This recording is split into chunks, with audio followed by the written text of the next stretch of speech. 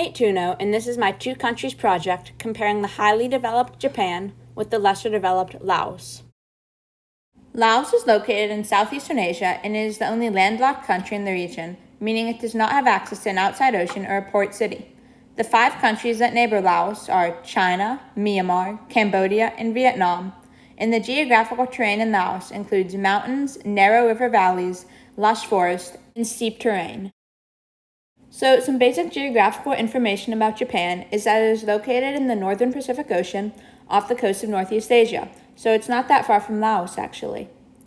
It's an island country in the Pacific Ocean with water on all sides, with the main island being Honshu. Japan is made up of mostly mountains, as 75% of the surface area on Honshu is mountainous.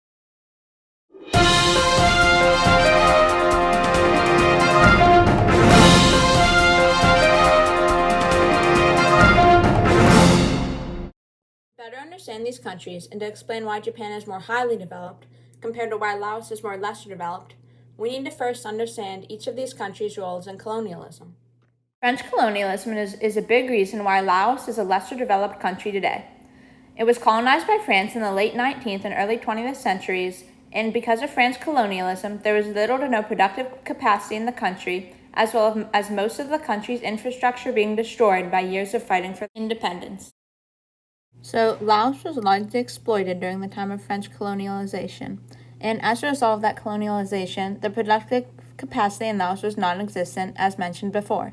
Productive capacity is the productive resources, entrepreneurial capabilities, and the productive linkages that determine the ability of a country to produce goods and services that help the country grow and develop.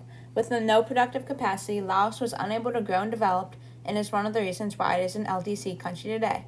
On top of that, much of the infrastructure in the country was destroyed in the time fighting for wars for its freedom against its French colonizers.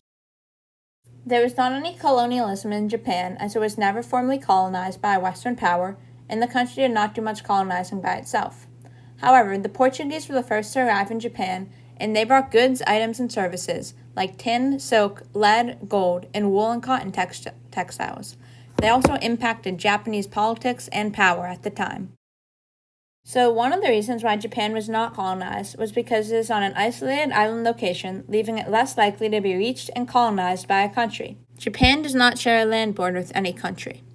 Also, Japan has a large homogeneous population, meaning there are less native groups or tribes to fight against each other or to pin up against each other by a colonizer, keeping the country in relative political peace. To help better understand where these countries are after colonialism, it is helpful to look at where their population pyramids are at and where they are in the demographic transition model, which is a model that categorizes countries' population growth and economic structures. Laos is currently in stage 2 of the demographic transition model, which means that the birth rate is very high and the death rate is dropping in the country. It is most likely that births are outnumbering deaths, leading to the natural increase of the population going up. Laos is in a stage of increasing growth and is beginning to industrialize. As you can see on the population pyramid, the majority of the population is in their younger childbearing years and working years. As you look up the population pyramid, the population decreases as the age increases. Japan, on the other hand, is in stage 5 of the demographic transition model and is one of the only countries in this stage. This means that birth rates are currently very low in Japan and the death rate is slightly rising, meaning the country has a negative natural rate of increase, and the country's population is actually decreasing as the population ages and fewer men and women are in their childbearing years. The country is in a state of declining population and are most likely after the industrial stage of the demographic transition model. Next, there is some more important information to understand about each country's population.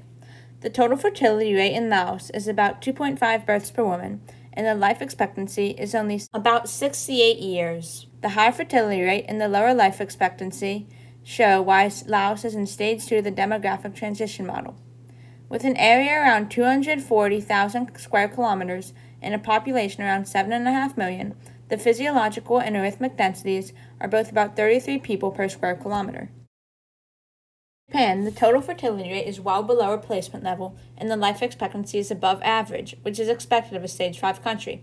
The land area is about 380,000 square kilometers, with the country having a population of about 125 million, meaning that the physiological density is about 1,693 people per kilometer, which is partially due to people living in large urban centers and communities. Now, when we look at the industries of the two countries, we see that mining is one of the most developed industries in Laos.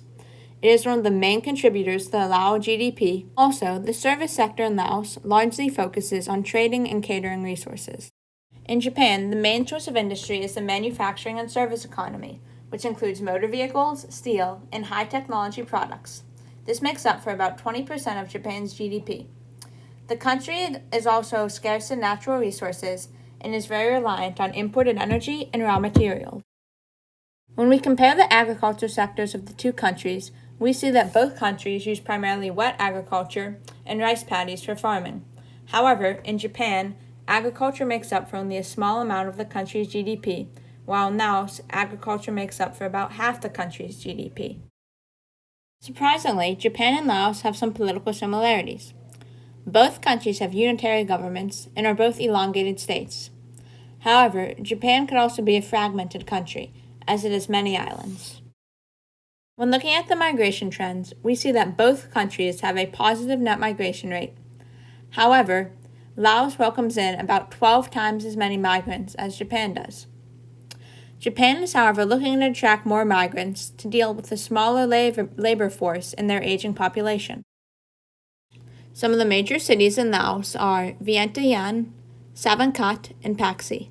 Highways and air travel are typically the main sources of transportation in Laos, as shipping goods and transporting people by boat is not an easy option in a landlocked country. In Japan, some of the major cities are Tokyo, Yokohama, and Osaka, and a large source of transportation in Japan is by train, whether it is by subway within the city to transport people, or outside the city to transport cargo. Japan's transportation is slightly more advanced than Laos is. You can also see that Japan's cities are slightly more advanced than those in Laos as well, by comparing the Japanese city in the bottom right corner to a city in Laos in the top left corner. To quickly go over religion, both countries have a large Buddhist population.